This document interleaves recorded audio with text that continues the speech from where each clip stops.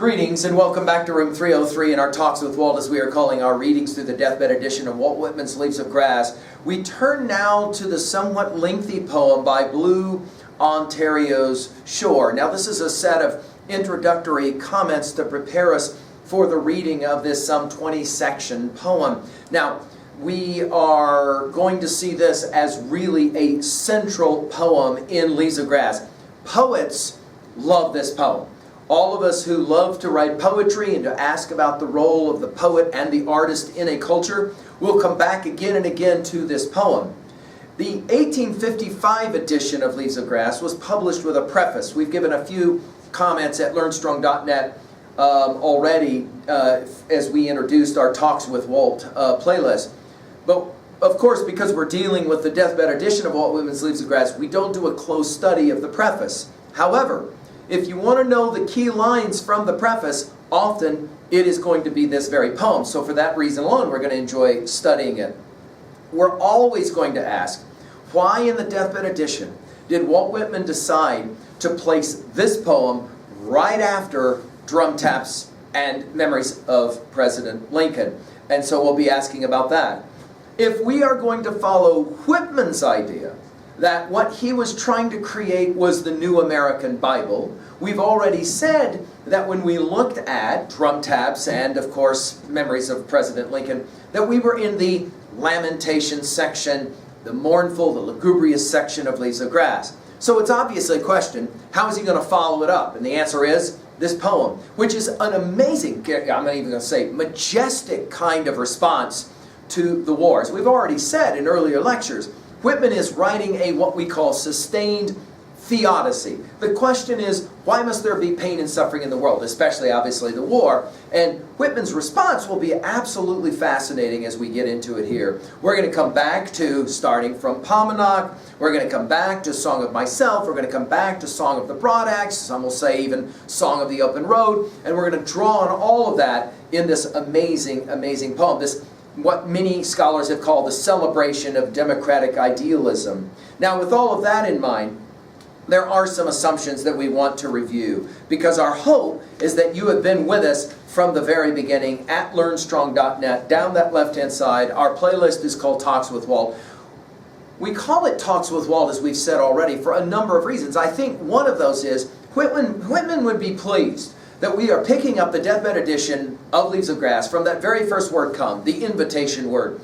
And we're reading every word in every line, and we're asking how we can converse with Whitman and how Whitman can converse with us. We've seen several times in our Leaves of Grass study where he literally will speak directly to us, and we're going to get more of that coming for sure here. Now, I'm hopeful that you've been with us all the way from the very beginning. That first word come, that introductory word, all of the inscriptions poems, we worked through all of the lines of Song of Myself. Of course, we did all the preceding poems to Drum Taps, and then finally Memories of President Lincoln, and we finished, of course, with those final precious lines from The Man, and we're in fact going to look at those very last lines of Memories from President Lincoln to get ready for our study of this poem. What have we said in the past about how we study Whitman's Leaves of Grass? Well, we've said that we are the stories that we actually tell or retell. We are the stories, of course, that we decide to accept or to reject. And we have already said there's a whole lot in Leaves of Grass that we're going to look at and accept. And then there's parts of Leaves of Grass we're going to look at and we're going to say, we don't accept that. I just can't accept that. And we're going to do that only after, obviously, our study. Our learning theory is also an assumed quantity here. That is to say, in 303, our desire to connect new information with old information in meaningful ways. If you've been following our stuff, you know that in every one of the poems that we've studied, we're always asking, what are the echoes or the kind of memories from prior poems? I like echoes as a word, right? Those kind of resonances from prior poems that we're drawing on. And to this degree, our desire to connect new information to old information in meaningful ways, that's how we define learning, we often will report that the new is the new. That is to say, the NEW is the KNEW. I've made an argument a number of times already, and I'll certainly make it in our study of Ontario, sure, that I think Leaves of Grass is the text which now must be studied more than ever, given the challenges that await not just our country, but the world of countries. I think that Whitman is a great universalist poet, as being at the same time, much like our study of Dante, a great individualist poet. He's also a great universalist poet as well. Now, just to remind, our annotative approach is also an assumption.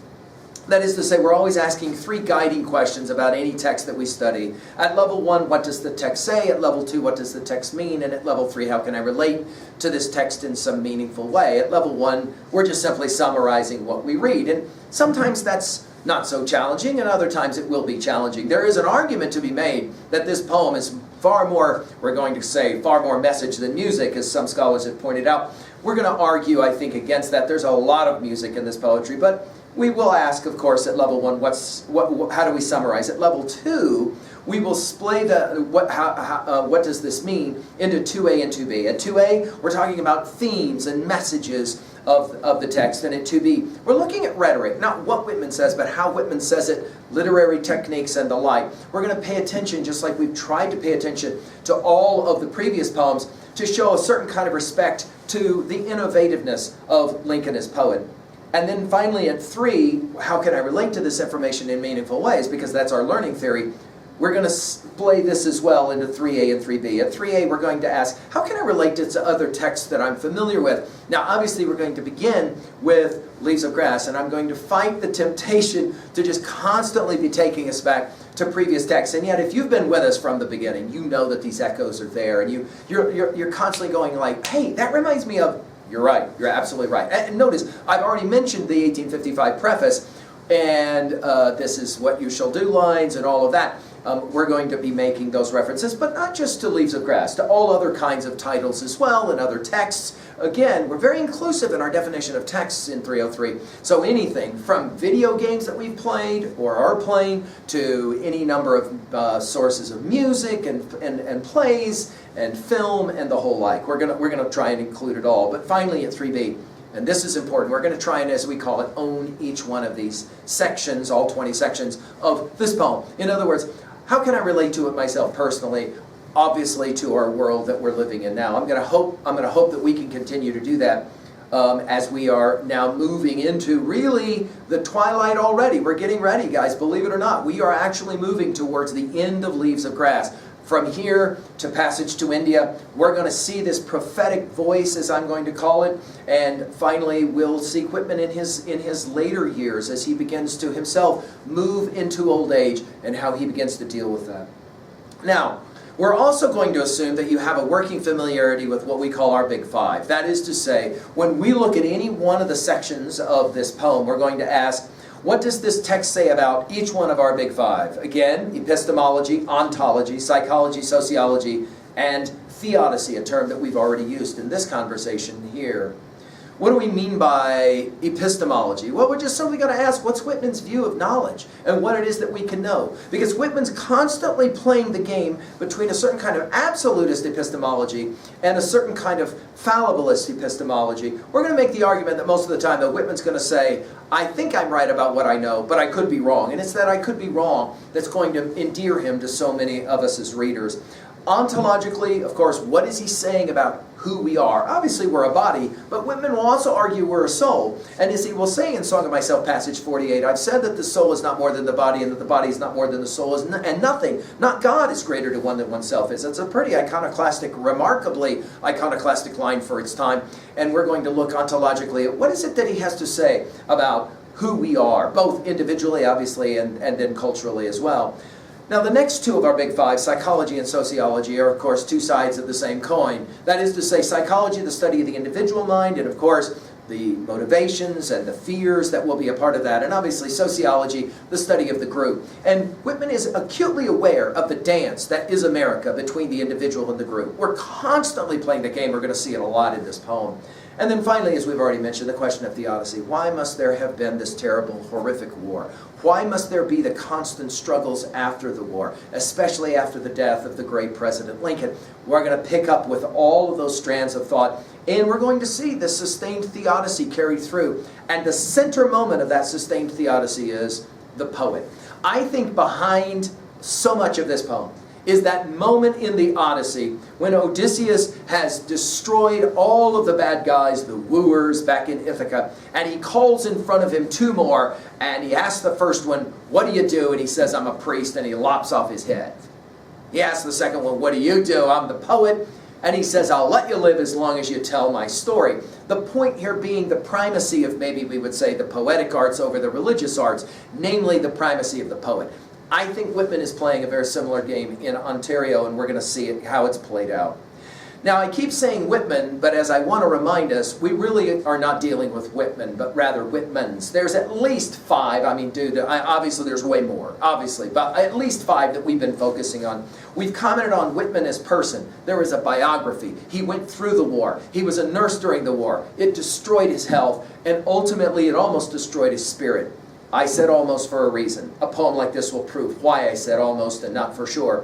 Whitman as person will, of course, lead to us, for us as the second P, Whitman as poet. Whitman has a poetic agenda. This is the great poem, along with Passage to India. This is the great poem that celebrates the poet, the storyteller, the one who is the great dispenser in all of the meanings of that word, including even sexual. You'll see it in here. It's quite radical. This idea that Whitman as poet, he is going to be the great savior. Think of it this way. Whitman genuinely believed in 1855 he could keep war from happening by writing a bunch of poems. He really believed that. As he has said, as we commented in our study, of course, of those war poems from Drum Taps, My Book and the War Won, there's a real challenge for him about, hey, I tried to stop this from happening with my poetry. It did not happen. What do I do next? And it's going to be a great challenge for us to play that game out. And then Whitman as pedagogue or instructor, as teacher, he started that way. I think it was for him always central to the way he thought about his poetic project. Whitman as politician in his celebration of democracy, and then finally Whitman as philosopher, that is to say from Socrates to Emerson and all, and the philosophic views in this poem are going to be magnificent. Now again, our suggestion is that you got your own copy of Leaves of Grass, the Deathbed Edition, and that you're reading first on your own and then coming to help with us. Now, how are we going to approach this study, just to finish this set of comments? Well, we got 20 sections. We'll look sometimes individually, sometimes we'll group several sections maybe together. We're going to study again the role of the poet, the prophet, as it's played out here. It obviously is going to culminate, our study here will culminate later with Passage to India, but we're going to be looking forward to it. We're going to marvel at, again, Whitman's sustained theodicy and his, what we call informed optimism. I mean, just remember these last lines from the very last poem we studied, the very last poem of Memories of Lincoln. He will say about Lincoln, "This dust was once the man, gentle, plain, just, resolute, under whose curious hand, against the foulest crime in history known and in any land or age, was saved the union of these states." And this phrase, "these states," we'll come back to with passage 5 of this very poem. The celebration of the individual and the celebration of these states. It's going to be magnificent. I hope you'll enjoy the study. Thank you.